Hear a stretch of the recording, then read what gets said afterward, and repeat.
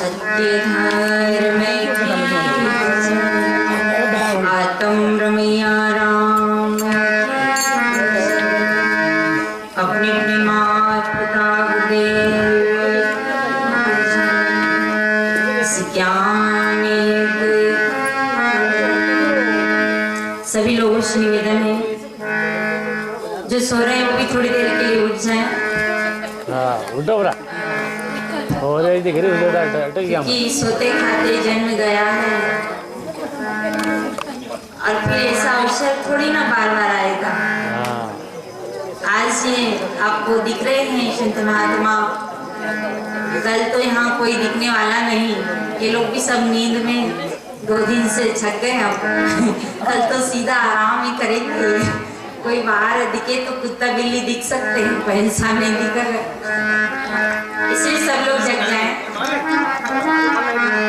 एक जय जयकार की आवाज जोर से लगाए, बोलो सतगुरुदेव की। पूरी ताकत नहीं लगाई भाई, मैंने मालूम। बढ़िया दिल खोल के अंदर का फाटक खुल जाए और हमारे अंदर कोई चंडाल बेटा हो तो पंडाल के बाहर निकल जाए। बोलो सतगुरुदेव की। माताएं जब लड़े ना तो दो जने पूरा मोहल्ला इकट्ठा कर लेती है। सही बात कह रही है। और यहाँ आप लोग तो 2 लड़ो तब भी मोहल्ला इकट्ठा नहीं हो पाए। माताएं तो एक ही बुला लेती पूरा मोहल्ला को, इसलिए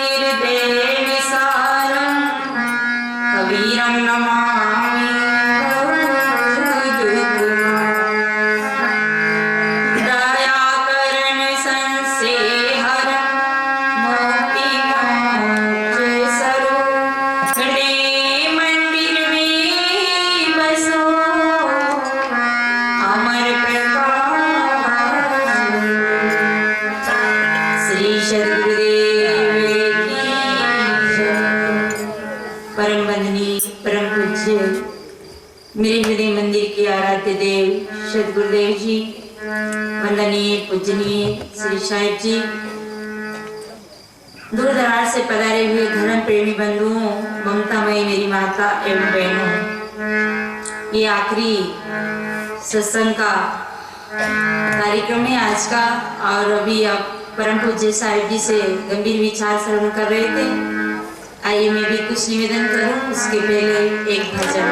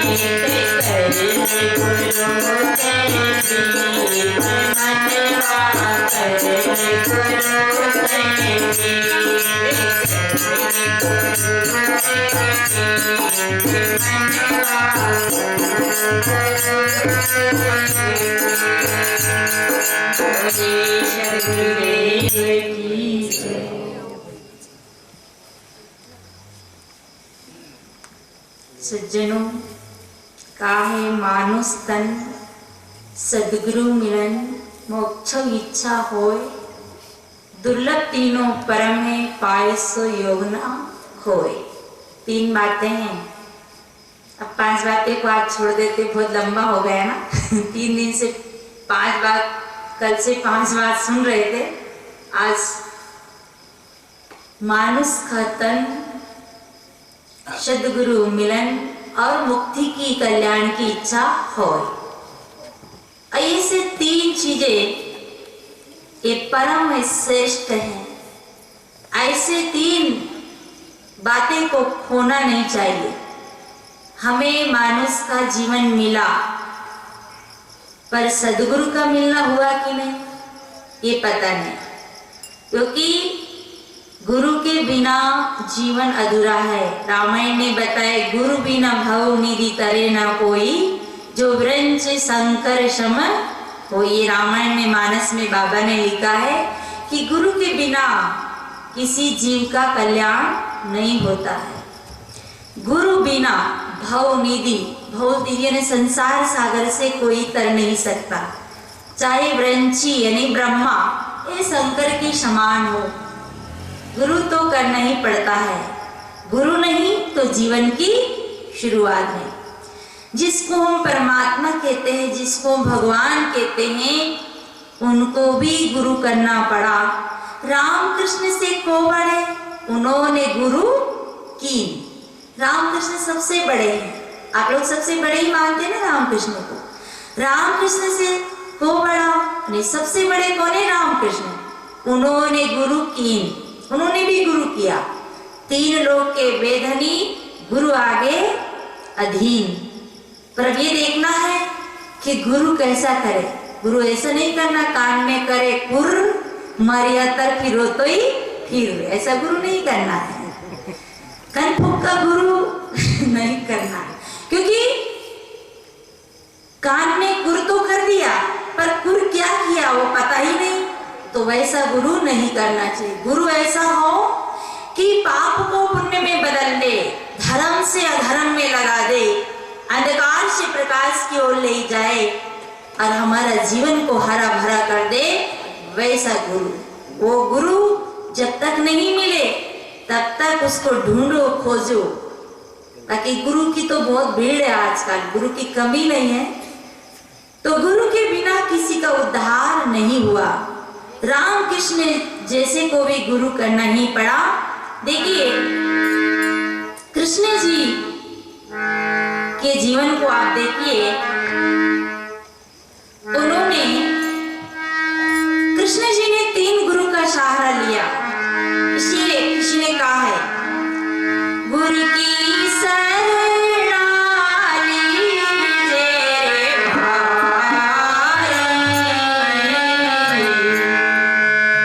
रास जीवे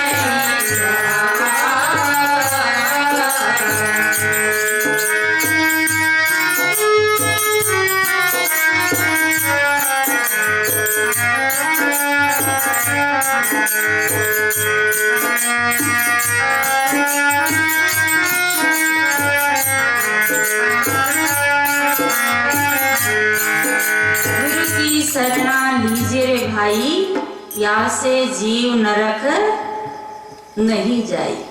जिसने सच्चे गुरु की शरणा लिया वो जीव नरक में नहीं जाता, गटर में नहीं पड़ता, ये सूकर कुकर की योनि में नहीं जाता। इसलिए गुरु की शरणा लेना, क्योंकि भगवान कृष्ण ने भी, आप सबको पता है ना, कृष्ण जी को सब जानते हैं। अच्छा बताएंगे कृष्ण जी के कितने गुरु थे? तीन। एक आधे के नाम बताएंगे? जो पारकी भगत है वो नहीं बताएंगे। कृष्ण जी का विद्या गुरु, कृष्ण जी का कुल गुरु और कृष्ण जी का आध्यात्मिक गुरु कौन बताएगा? क्योंकि जानते हैं उनको तो मना कर दे, अब अनजान कौन बताएगा? माताएं बताएगी। अभी पूछो कि गोपी की सास का क्या नाम है तो बता देगी, जरूर बता देगी। देखो बता ही दिए तो पीछे से कि कोकिला नाम है क्योंकि वो देखती है दिन भर टीवी। अभी पूछो राम के गुरु का क्या नाम है तो नहीं बता पाएगी। जोरे करवा सो निकरे टोटी। अभी साहब सुना ही रहे थे कि बेल बेल करते वो बेल ही हो गया, क्योंकि जो हम देखते वही हमारे अंतःकरण में प्रवेश हो जाता है, वैसे हम हो जाते हैं। उठते हम भी टीवी देखते हैं, गर्भवती माता भी टीवी देखते, उसके बच्चे भी टीवी देखते हैं और फिर वैसे डिसिंग डिसिंग भी वो करते हैं, क्योंकि वो टीवी में देख रहे तो प्रत्यक्ष में कर रहे। आप नहीं बताएंगे, मैं बता देती हूँ, है ना। जिसको हम परमात्मा कहते हैं, जिसको हम भगवान मानते हैं, उनको भी गुरु करना पड़ा। उनके भी गुरु थे, क्योंकि भगवान कृष्ण का पहला गुरु कुल गुरु नामकरण संस्कार करने वाले गर्गाचार्य जी, जिन्होंने उनका नामकरण किया था, और उनको विद्या देने वाले गुरु सांदीपनी, उज्जैन नगरी के रहने वाले, उनसे उन्होंने विद्या हासिल किया था। और उनको अध्यात्म बोध देने वाले, आत्मबोध देने वाले उनके गुरु कौन थे? घोरंगिरीश, जिन्होंने उनको आत्मबोध दिया था, आत्म शांति की दिशा दिखाई थी। सज्जनों, गुरु हमें शांति का रास्ता दिखाता है, गुरु हमें वो रास्ता दिखाता है। अभी आपने भैया से साखी सुना था, पहले हमारे जो लालूराम जी भाई बोले थे कि ये सब माता पिता 84 खानों में मिल जाएगा, पूरी फैमिली, बीवी बच्चे घर घोंसले सब मिल जाएंगे, पर सदगुरु मिलन नहीं, सदगुरु का मिलना नहीं होगा। इसलिए कहा है कि मानुष तन और सदगुरु मिलन। पहली बात तो है कि हमें मनुष्य का तन भी नहीं मिला। हम देखने के मनुष्य है, पर अभी पूरे मनुष्य नहीं बने, पूरे मनुष्य है भी नहीं, क्योंकि मनुष्य केरी खोल रही औरत फिरत है बेल। हम मनुष्य तो है खोल रही ओढ़ रखा, पर गुण तो हमारे अंदर पशु के भरे हैं, अभी हम मनुष्य बने ही नहीं। सज्जनों, मनुष्य का जीवन सौभाग्य से प्राप्त होता है, ये कोई पुण्य उदय होता है, तब जाके मनुष्य का जीवन मिलता है। आप लोग के मन में एक प्रश्न खड़ा हो जाएगा कि कई अन्य खानियों में पुण्य उदय होगा जो मनुष्य का जीवन मिला? अन्य खानियों में तो पुण्य होता ही नहीं, ये मनुष्य जीवन का ही पुण्य उदय होता है, तभी हमें सुंदर मानव जीवन प्राप्त होता है। अन्य खानियों में तो हम भटकने के लिए जाते, भोगने के लिए जाते, और ऐसा सुंदर जीवन हमें आज मिला है, मनुष्य का जीवन मिला है, परंतु आज हम किधर जा रहे हैं जरा सोचे। श्री विलास साहिब की एक पुस्तक है, उसमें लिखा है कि आप पिता है तो किधर जा रहे हैं, आप बेटा है तो किधर जा रहे हैं, आप वकील है तो किधर जा रहे हैं, मैंने उसमें सास है तो किधर जा रहे, बहू है तो किधर जा रही, मैंने सबका हमें बताया है। सज्जनों, हम मनुष्य जीवन में आए हैं, हम किधर जा रहे हैं? मानव जीवन एक सीढ़ी के समान है। सीढ़ी जानते ना, नसरनी, शिड़ाव एक है, मकान में ऊपर छत में जाने के लिए शिड़ाव एक है, और काम दो होता है। क्या दो काम होता है? जिस शिड़ाव से हम चढ़ के 5वीं मंजिल, 10वीं मंजिल, 2 मंजिल, 4 मंजिल जाते हैं, उन्हीं शिड़ाव से चढ़ते चढ़ते हम 5 मंजिल पे पहुंच जाते हैं, उन्हीं शिड़ाव से उतरते उतरते जमीन में आते। शिड़ाव एक है और काम 2 है। ये मानव जीवन सीढ़ी की तरह है, निसरनी की तरह है। इससे आप अच्छे कर्म करते करते भक्ति, ज्ञान, सत्संग, भजन, पुण्य, दान, ये जितने भी शुभ कर्म हैं, विकार, वासना, इच्छाओं को मारते मारते आप मोक्ष मंजिल पे जा सकते हैं।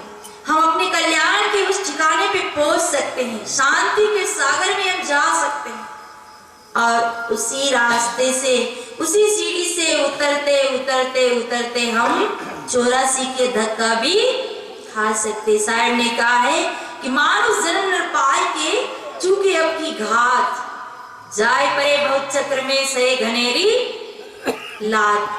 क्योंकि हम मनुष्य जीवन में आए हैं तो हमने सोचा कि हम तो बहुत बड़े आदमी हो गए, मनुष्य जीवन पा लिया, पगड़ी बांध लिया। ये पगड़ी भी एक बीमारी है, अब बांधे हैं वैसे ही, काम में धाम पर बांध रखा, क्योंकि अब देखो पीछे माताएं सत्संग में बैठी, सब घूंघट लटका के बैठी, सब घूंघट लेके बैठी। अब ये भी एक बीमारी है, क्योंकि आपके देवों की परंपरा है। अगर घूंघट ना ले तो ये दादा लोग पता नहीं गड़बड़ करते होंगे, इसी लेना पड़ रहा है इसी तो लिए घूंघट लेना पड़ रहा है। अब ऐसे घबराओ मत दीदी लोग, आप चिंता ना करो, भगवान आपका बदला दे दिया। आपको घूंघट डलाए ना लोग, तो सरकार ने नेम दे दिया इनको भी घूंघट डालने का। पता है आपको, इनका घूंघट बहुत बड़ा है, वो हेलमेट क्या बोलते हैं भाई, बड़ा टोपा है। अब वो घूंघट आप तो कम ले लोगे, आप तो उठा के देख भी सकती हो, पर गाड़ी चलाए ना पप्पू के पापा, तो उसको बेचारा वो लंबा घूंघट है, वो कैसे उठाए। अगर पप्पू की मम्मी पकड़ के ना बैठे तो गिर भी सकती ब्रेकर में, क्योंकि पप्पू के पापा ने भी घूंघट ले लिया। जमाना बदला ना, क्योंकि जो हम दूसरे के साथ अत्याचार कर रहे थे वो हमारे ऊपर भी घट गए। सज्जनों, घूंघट तो वैसे लेना चाहिए। किसी शायर ने कहा है, प्यास लगती है तो पनघट की याद आती है, प्यास लगती है तो पनघट की याद आती है, और लाज लगती है तो घूंघट की याद आती है। जिंदगी की दुर्दशा क्या कहे, जब मौत आती है तो मरघट की याद आती है। घूंघट तो लेना चाहिए नजरों का, पर ये गलत ऐसी रूढ़ी परंपरा, और परंपराओं में हम ऐसे झगड़े कि हम मनुष्य है, हमारी परंपरा है, हमारे कानून है। हम तो जन्म जात के लिए भी लोग बड़ी, आप लोग को कहते हम तो खटीक है, हम बकरा ना मारे तो हमारी जात घट जाए, हम तो खटीक है, हमने तो उस घर में जन्म लिया। वाह गजब कर दिया, आपका जन्म तो बढ़िया घर में हुआ, तो बकरा काटो तभी खटीक माने जाओगे। अरे आप तो ब्राह्मण बन सकते हो, आप बनने की शक्ति है आपके अंदर, बनना चाहो तो, क्योंकि आपके अंदर तो वो साहस हो सकती है कि आप जो बनना चाहो बन सकते हैं। आप ज्ञानी बन सकते हो, आप गुणी बन सकते हो, आप कवि बन सकते हो, आप सूरदास बन सकते हो, आप रविदास बन सकते हो, आप महावीर बन सकते हो, आप कबीर बन सकते हो, आप राम और कृष्ण बन सकते हो। आपके अंदर वो शक्ति है, और आप चोर और डाकू बन सकते हो। आप चाहो आपकी शक्ति को जागृत करो तो आप एक मिट्टी पत्थर का मंदिर बनाकर उसमें मूर्ति रखकर पूजा कर सकते हो। आप तांबे पीतल सोने का मंदिर बना, देखिए आपके यहाँ मंदिर देखने गए थे, वो कौन सा मंदिर, भोज महाराज का, सवाई भोज, उनका मंदिर देखने गए थे। अब मंदिर का निर्माण किसने किया, सवाई भोज ने नहीं किया, उनके मानने वाले ने किया। और मनुष्य की शक्ति है, मनुष्य की कला है, मनुष्य की बुद्धि है, मनुष्य का विकास है। मंदिर मनुष्य ने बनाया, मूर्ति मनुष्य बनाता है, पूजा मनुष्य करता है। मनुष्य की नियत सही हो तो चांदी सोने के भगवान, चांदी सोने के मुकुट, चांदी सोने के कलश चढ़ा देता है। और मनुष्य की नियत बिगड़ जाए तो सारे भगवान को, सारे मुकुट को चोरी करके बेचकर शराब की बोतल पीकर सभी खत्म भी कर सकता है, क्योंकि हम ही तो है सब कुछ बनने वाले, हम ही हैं बिगड़ने वाले, हम ही हैं बनने वाले। आज देखिए टेलीफोन, टेलीविजन, हवाई जहाज, ये साउंड देखिए, ये कैमरा, इसकी शक्ति देखिए, ये भैया घुमा रहा है, आपका सबका चेहरा आ रहा है, आपकी आवाज आ रही है। बेटा है बटन दबा रहा, बेटा है घट भीतर, बेटा है सचे, जब जैसी मति दे तब तैसा कर ले। अब देखिए वो भैया वहां सो रहा, वहां से बटन दबा रहा, वो मर्जी उसकी, चला दे तो हम बोल दे, नहीं तो बंद कर दे। हम कौन है जो माइक के सामने बोल सके, शक्ति तो वहां से आ रही, करप्शन तो वहां से जुड़ा है। अब ये कैमरा देखेंगे आप लोग, जब सीडी तैयार हो जाएगी, अब ये भैया चाहे तो बना दे, नहीं तो इसका मन है कम पैसा दे तो बिगाड़ भी दे, घुमा दे नहीं उल्टी का सीधी, क्योंकि इसके हाथ में है। सज्जनों, टेलीफोन, टेलीविजन, हवाई जहाज की बनाने वाले आप है, अरे आकाश में उड़ने वाले आप हो, पाताल में जाने वाले आप हो, पानी में तैरने वाले आप हो, और आपका ही सब कार्य व्यवहार है, पर अब हम अपनी शक्ति को भूल गए। इसे हम कहे हम तो साफ खटीक है, हम क्या करें, हम तो कुछ नहीं कर सकते। अरे खटीक नहीं हो आप, तुम महान हो, आप खटीक का नाम ही क्यों लेते हो? आपके अंदर वो शक्ति, आप साहसवान हो, हिम्मतवान हो, पर आप अपनी शक्ति को जगाए। देखिए आपकी शक्ति से क्या एक छोटा सा सेल फोन उत्पन्न हुआ। ये राम के जमाने में नहीं था, ये आपके जमाने में है। भगवान राम तो बंदर भालू से पूछते थे, झाड़ों लताओं से पूछते थे, हे खा हे मृग हे मधुकर सेनी, तुम देगी क्या सीता मृग नेमी। आपका बच्चा नहीं पूछते हैं झाड़ों से पहाड़ों से कि मेरी मम्मी यहाँ घूमने आई क्या, बैठने आई क्या, तो मेरी गाय भैंस घूम गई तो इधर आई क्या। आप किसी पहाड़ से झाड़ से पूछते हो? भगवान राम तो पहाड़ और झाड़ से पूछते थे। पर आप हल्लो इधर मेरा पापा आया क्या, होटल पे है क्या, क्योंकि आप बेटे बेटे काम करते हो, आपकी शक्ति ने वो काम किया है। आप तो सारे कंप्यूटर का कंप्यूटर है, आप तो सारे मोबाइलों का मोबाइल है, आपके अंदर तो वो शक्ति है, आप जगाना चाहे तो, पर आप जगाना ही नहीं चाहते हैं। काश ये छोटा सा सेल फोन भगवान राम के जमाने में होता। राम भी एक फोन करते, सीता के पास भी एक फोन होता और सीता से कहता, हेलो कहाँ बैठी हो महारानी, में परेशान हो गया बन बन में घूमते घूमते, तो बात हो जाती। पर चलो राम के पास नहीं था, और सीता तो लंकापुरी में चली गई थी, सोने की लंका में, और वहां सोने की लंका में एक एसटीडी होती, और सीता मैया फोन करती, प्रभु चिंता ना करो मैं अशोक वाटिका में आ गई हूँ। तो राम जी को इतना परेशान नहीं होना पड़ता। चलो सीता के पास भी कहाँ व्यवस्था, 1 रुपया कहाँ था, तो तेरी जटा थी ना उसकी सहायिका, उससे कहती कि बहन 1 रुपया देना, मेरा पति तो राष्ट्रपति है, छोटा मोटा आदमी थोड़ी है, अरे तेरा बैलेंस खत्म होगा तो डलवा दूंगी। पर वो उस जमाने में नहीं था। ये सारे विकास इस मनुष्य की शक्ति से हुआ, पर मनुष्य कहता है मैं कुछ नहीं कर सकता। क्यों नहीं कर सकता? साधन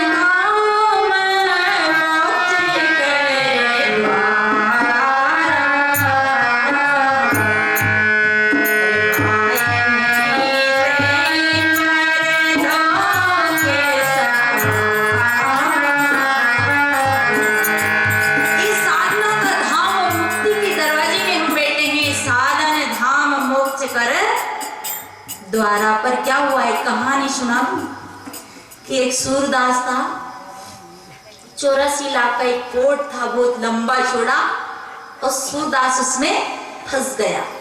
और फंसा तो उसको दरवाजा नहीं मिला, किधर से निकले। तो सूरदास पूछता है कि मेरे को कहाँ और जाना है, किधर है रास्ता। तो एक कोई ऐसा व्यक्ति था समझदार, उसने कहा कि एक काम करो, ये दीवार पकड़ो, और दीवार पकड़ते पकड़ते जाना, तो जहां दरवाजा वहीं निकल जाना।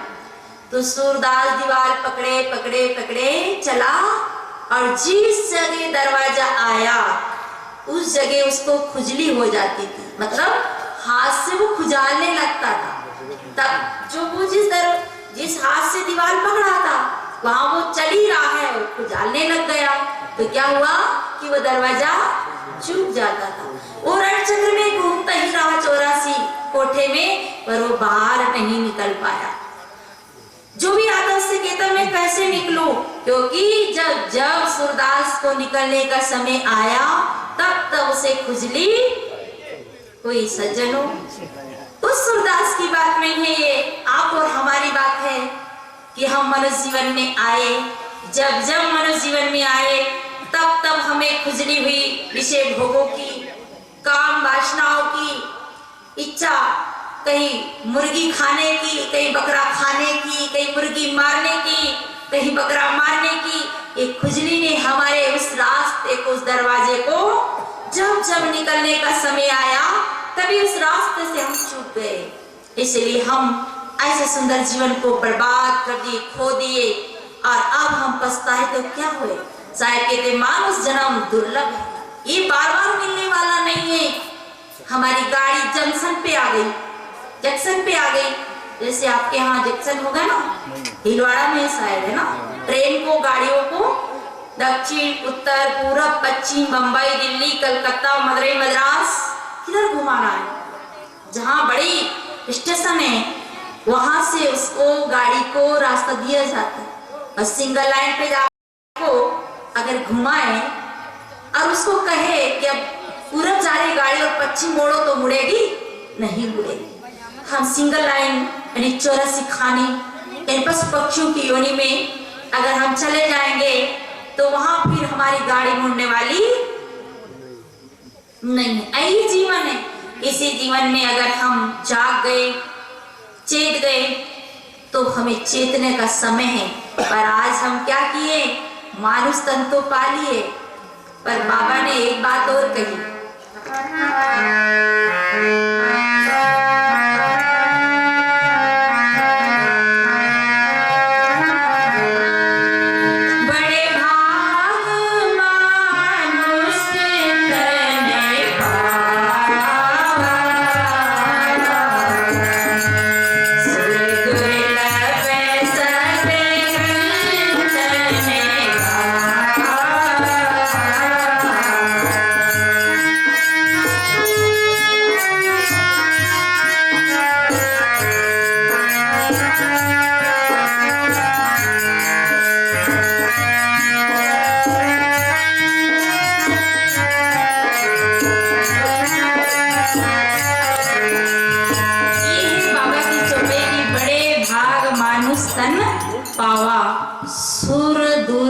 सद ग्रंथ ने गावा, यानी मनुष्य का जो तन है बड़े भाग से मिला।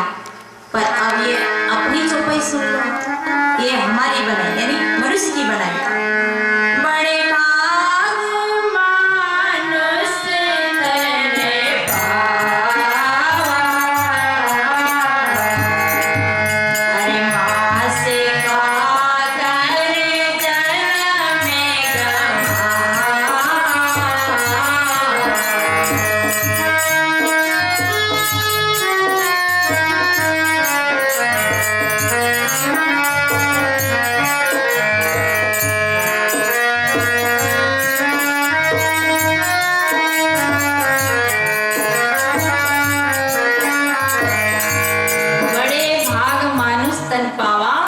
और मांस खाकर, यहाँ तो फिर कोई मांस नहीं खाता होगा ना, यहाँ तो सब समझदार लोग हैं, बुद्धिमान लोग हैं।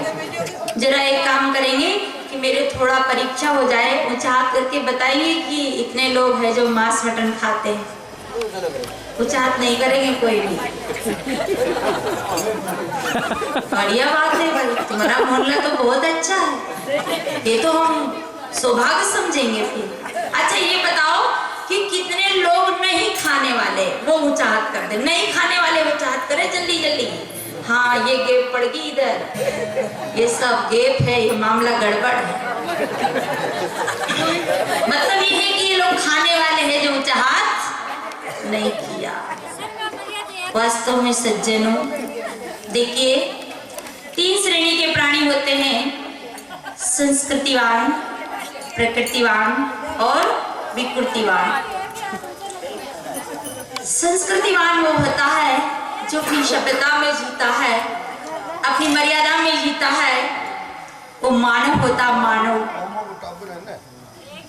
और प्रकृतिवान कौन होते हैं, पशु पक्षी होते हैं जो अपने प्रकृति में जीते हैं। ध्यान देना आप लोग, हंसने में नहीं रहो, ये हंसने की बातें नहीं है। संस्कृति में कौन जीता है, मानव। प्रकृति में कौन जीता है, पशु।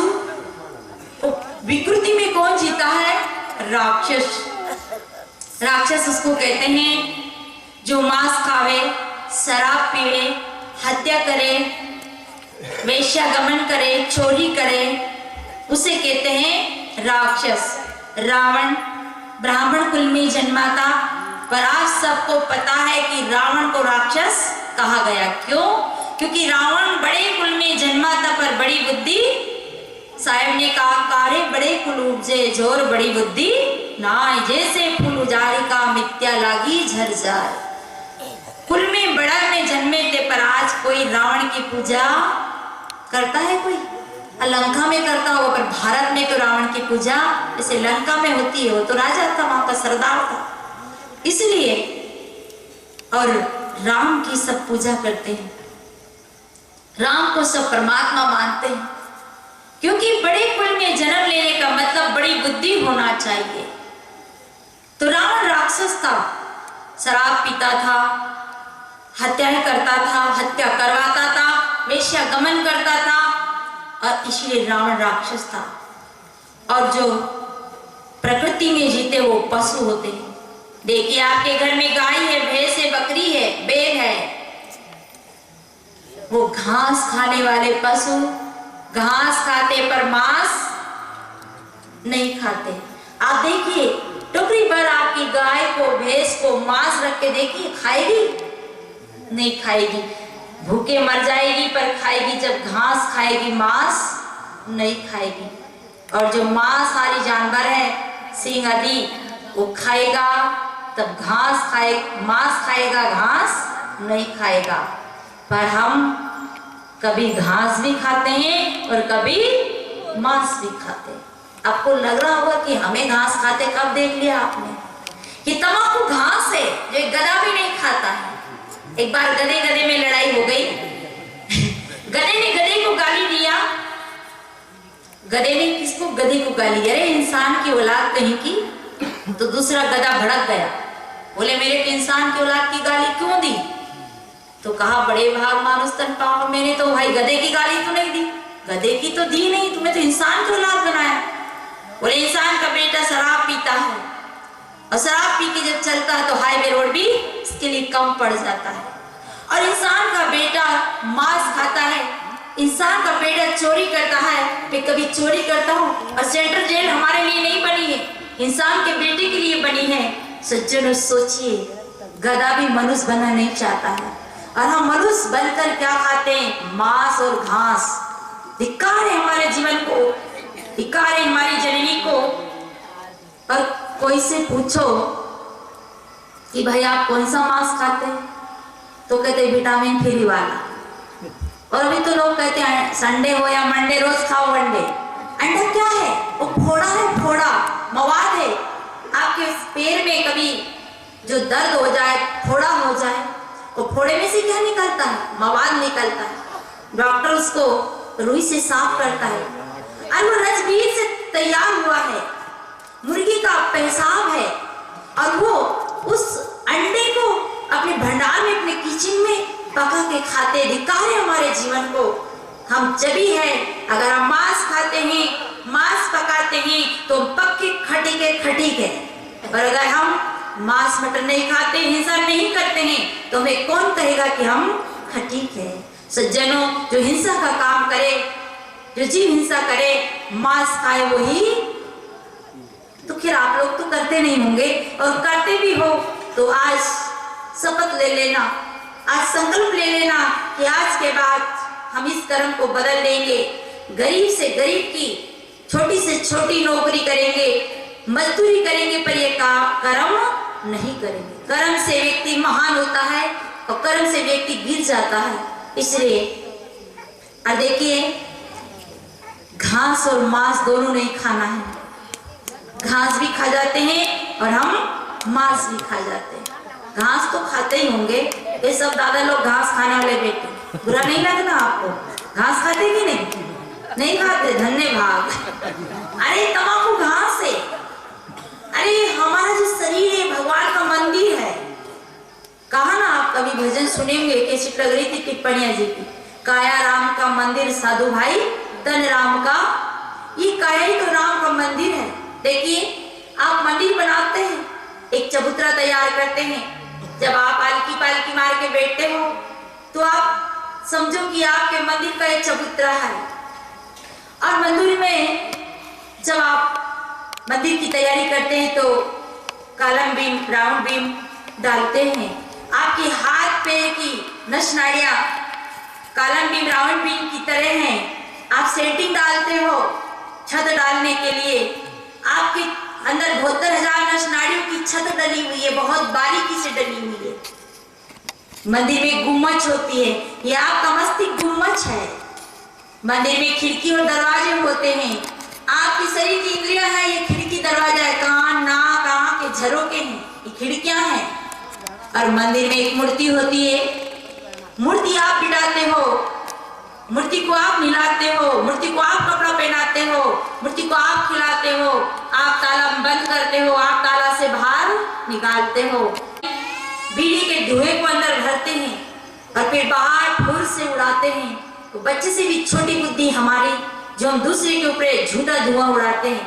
माताएं बेचारी घर आंगन लीपती है और आप पीछे पीछे थूक कर मुर्गियों की तरह गंदा करने तो झूलने वाली जो पक्षी होते हैं ना, उसकी तरह आप पवित्र कर देते हो। सज्जनों, कभी भी ऐसे अवगुणों को जीवन में नहीं करना चाहिए, तब तो हम इस जीवन को सौभाग्यशाली समझेंगे।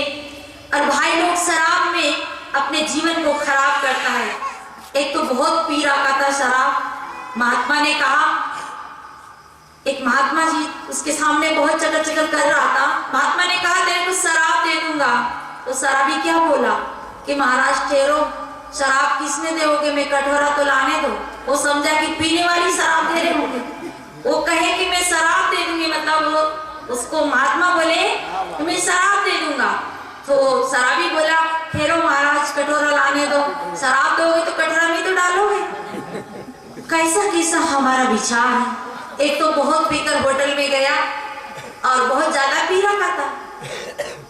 होटल में जाता है, होटल वाले से कहता है कि भैया पकौड़ी दे दो। अब होटल वाला भी समझ गया कि बहुत पी रखा है, तो उसने वो बहुत दिन की बासी पकौड़ी पड़ी थी और दूने में रख दिया और वो पकौड़ी लेकर लड़खड़ाते हुए आया और बगल में तांगा रिक्शा छूटा हुआ था, उसमें उसका पाँव उलझा और वो गिर गया। तो उसके हाथ की पकौड़ी बिगड़ गई। बगल में गधे चल रहे थे।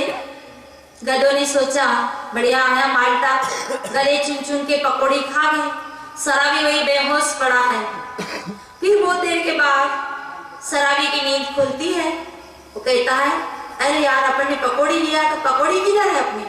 तो पकौड़ी ढूंढता, आग बंद है, पकौड़ी ढूंढता है। तो गधे ने जो पकौड़ी खाई थी ना, वो पकौड़ी खाकर पचा लिया और पचा के दूसरी पकौड़ी तैयार किया। आप समझ गए? हाँ, ये पकड़ी वाले बाबा समझ गए। अब वो कैसी पकौड़ी तैयार किया, वो पकौड़ी उठाया उसने, कहा यार गर्म ही है, अभी ठंडी नहीं हुई, क्योंकि गधे ने तुरंत ही पकौड़ी किया था, वो लीड किया था और उठाया अपने दोने में रखा। आंख बंद है, एक पकौड़ा खाया। बोले मुंह में जब पकौड़ा गया तो न नमक था न मिर्ची थी। अब पता नहीं अब गधे का लीद किसने खाया, को पता तो ही नहीं कैसा लगा होगा। तो कहता है ये होटल वाले भी एक नंबर के बदमाश है, बेईमान है। कैसी पकौड़ी बनाई है, नमक डाला न मिर्ची डाली। सज्जनों, ये दुर्दशा होती मनुष्य की जब उसके जीवन खराब होता तब। इसलिए भाइयों, आपको पवित्र मानुष बनना है तो इन सभी दुर्गुणों का त्याग करना है। ये जीवन बहुत कीमती है, इसे बर्बाद मत करना। अब मिल गया फिर कभी मिलने वाला नहीं है, किसी ने कहा है।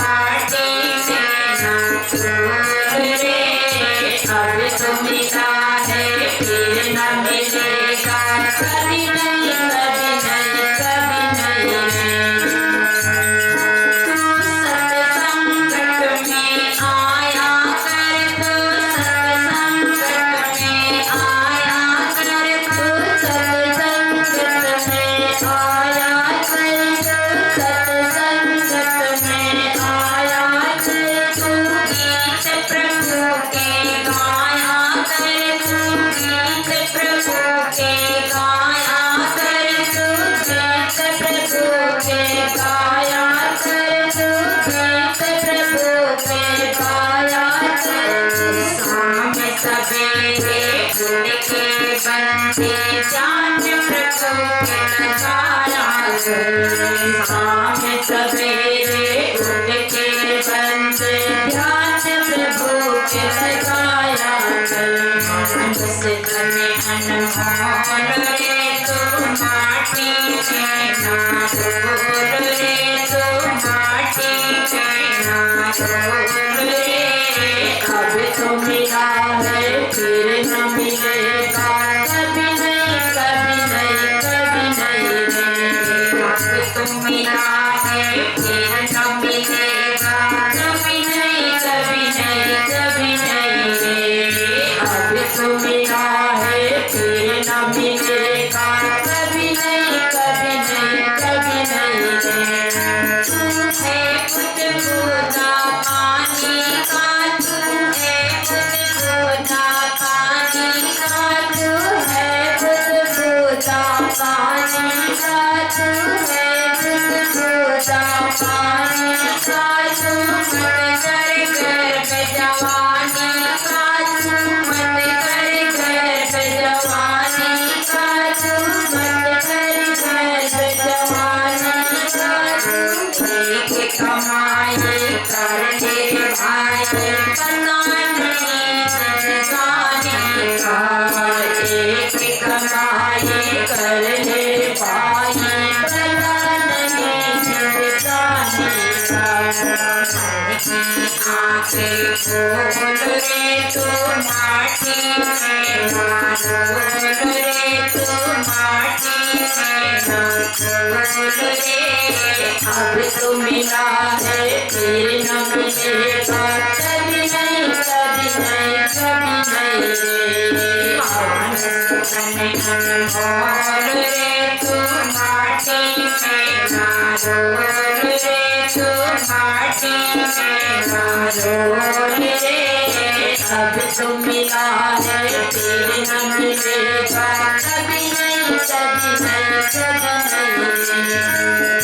ये मतलब का संसार है, ये मतलब का संसार है, या नहीं किसका इतबार है, या नहीं किसका इतबार है।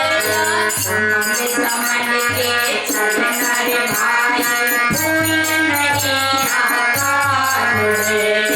समझ के चलना रे भाई भूल नहीं आकार है। आंखें खोल रे तू माटी में ना डोल रे तू माटी में ना डोल रे। अब तो मिला है फिर न मिलेगा कभी नहीं कभी नहीं कभी नहीं रे।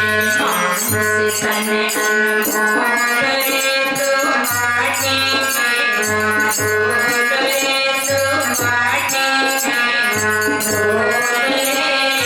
अब तो मिला है फिर न मिलेगा कभी नहीं कभी नहीं कभी नहीं रे।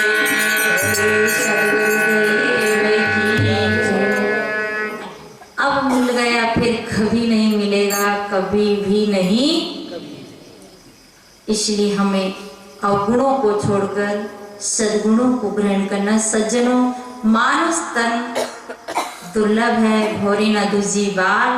पक्का फल जो गिर पड़ा तो भोरी न लागे डार। वापिस में डार में लगने वाला नहीं है। जो फल गिर जाते हैं वो वापिस नहीं लगता है। ये मानव जीवन एक कर्म भूमि है। यहाँ से जो हम कर्म करते हैं, देखो परीक्षा के 3 फल होते हैं, फेल, पास और सप्लीमेंट्री। इतना प्रयास करो, इतना मेहनत करो कि पास होने की कोशिश करो। अगर पास नहीं हो पाए तो फेल मत होना, कम से कम सप्लीमेंट्री ले आना। एक आध विषय में फेल हो तो चलेगा। सज्जनों, ऐसा हमारा जीवन का भी 3 फल है। इसी जीवन में पास यानी मोक्ष कल्याण करने का प्रयास करना। फिर और जीवन में कहाँ भजन करेंगे, कहाँ तंबूरा मिलेगा हाथ में लेने को, कहाँ ये सब व्यवस्था मिलेगी? मिलेगी? नहीं मिलेगी। यही जीवन है, इसमें हम जो करना चाहे वो कर सकते हैं। इसे पास होने की कोशिश करे। अगर पास नहीं हो, और ये भी नहीं है देखो, पास होने के लिए सरस्वती मैया को पूजे, गणेश जी को पूजे, रिद्धि सिद्धि को पूजे तो पास हो जाए, ऐसे धोखे में भी नहीं रहना। एक विद्यार्थी की कहानी आती है और वो सरस्वती मैया को पूछता था और स्कूल जाता था और लिखता पढ़ता नहीं था, दिन भर गुल्ली डंडा खेलता और शाम के घर में आ जाता। पेपर का समय हुआ, अब क्या लिखे, कुछ याद किया हो तो लिखे, याद तो कोई किया ही नहीं था। अब पेपर में क्या लिखा, अब तो बहुत घबराया हुआ था। पेपर में लिखा हजारों की किस्मत तेरे हाथ है। क्या लिखा उसने, ध्यान देना, हजारों की किस्मत तेरे हाथ है, हे मेरे मालिक पास कर दे तो क्या बात है। और पेपर में एक ही लाइन लिखी हुई थी। जब पेपर जचे, कर्मचारी ने देखा रे पूरे पन्ने खाली, सारे पेपर खाली, एक ही बात लिखी है, हजारों की किस्मत तेरे हाथ है, पास कर दे तो क्या। उन्होंने भी लिख दिया नीचे, जो पेपर में नंबर दे रहे थे उन कर्मचारी ने लिख दिया कि किताबों की ढेरी तेरे पास थी, किताबों की ढेरी तेरे पास थी रे मूर्ख, याद कर लेता तो क्या बात थी। याद हमें करना होगा, कर्म हमें बनाना होगा और उन कर्मों का भोक्ता और कर्ता हम ही होंगे। इस जीवन में हम पास हो सकते हैं। सप्लीमेंट्री का मतलब फेल हो गए तो गए 84 खानियों में, पशु पक्षियों में। अरे आपने आराम से ठंडी लग रही, चादर ओढ़ ली, आप बैठे हैं, तो बेचारे कुत्ते बिल्ली को ठंडी लग रही होगी तो कौन उड़ाएगा उनको, क्योंकि उन्हें ओढ़ने लायक कर्म ही नहीं किए हैं। और आप गद्दा बिछाकर सो जाएंगे। देखिए अभी सुकर है, वो क्या बोलते, सुअर, आपकी भाषा में क्या कहते, सुअर, और निकल गया, अब वो भगा है, उसको भोजन ही नहीं है, और देख रहा नाली। अगर हम ऐसे ही जाएंगे फेल होकर तो नाली देखना ही पड़ेगा। सज्जनों, नाली ना देखना पड़े, ऐसे हम खान पीन बनाए और जहाँ रे आशा वहीं होगा बासा। आज हमारा मांस में आशा है तो कल हमारा कहाँ जन्म होगा, गिद्ध और कौवा, चील में जन्म, वो उड़ने वाला पक्षी क्या बोलते हैं उसको, चील, हाँ गिद्ध, उसी में हमको जाना पड़ेगा, जहाँ आशा कहीं बासा होगा। इसे हम पास होने की कोशिश करें, इसी जीवन में सारे कर्म को समाप्त करने की कोशिश करें, पास होने की कोशिश करें, फेल ना हो जाए। चलो पास भी नहीं हुए, ज्यादा नंबर नहीं लाए, फेल भी नहीं हुए, सप्लीमेंट्री ले आना, यानी वापिस मनुष्य के मनुष्य बन जाए, इतना भी काफी है। वापिस जैसे मनुष्य है वैसे ही मनुष्य बन जाए। इसलिए बहुत अच्छा कर्म, पवित्र कर्म, सुंदर कर्म करना, ताकि वापिस हम मनुष्य के मनुष्य बन जाए।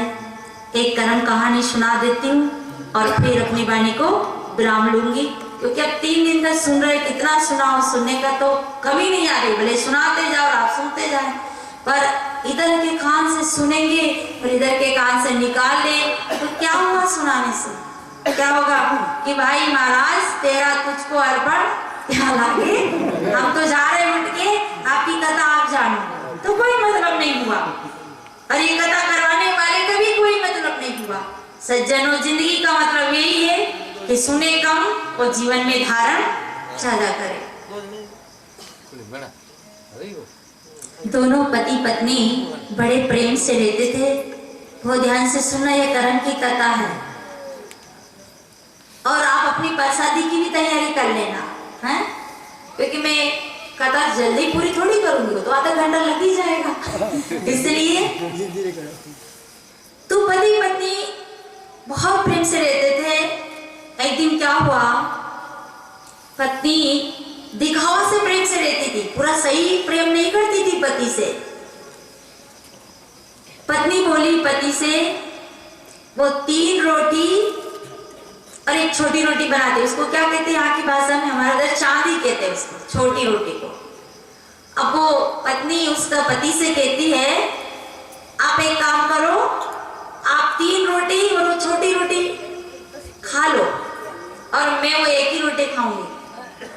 तो पति बेचारा समझे कि मेरी पत्नी तो बहुत धर्मात्मा है, पतिव्रता है, एक ही रोटी खाती है, वो बड़ा प्रचार करता, सबके आगे कहता। अब एक दिन क्या हुआ,